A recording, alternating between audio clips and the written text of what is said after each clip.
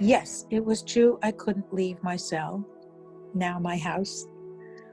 Yes, it was true that I was helpless over the situation. But it was also true that I could still make choices.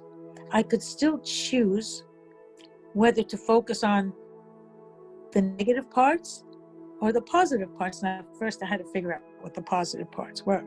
And yes, it was still true that I was under sentence of death, and it might end up that I might die just like now. Really? We don't know which one of us is going to be taken by this.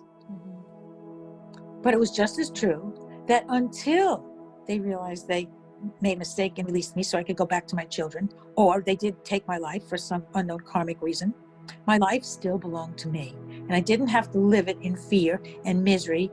Instead, I could use the time to develop myself spiritually so that no matter what the end result was, I would be the best person that I could be. And at first I did that for my children, but then I ended up doing it for myself. So that's when I started doing yoga, meditation, and prayer. That became my trinity in order to clear the fear, to clear the anger, to clear the frustration, and to connect with my spirit. And then I would meditate in order to receive the answers to the prayers, which were my asking. It just began to work, and I actually found joy. I began to see myself as a spirit here on my journey.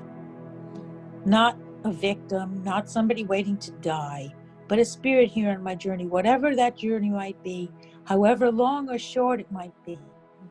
All of you have relatives, ancient relatives that suffered enormously, that came through terrible times and made it. So you can do this. You just call upon that. It's in your genes. That's in your DNA. No, you have that strength to get through this.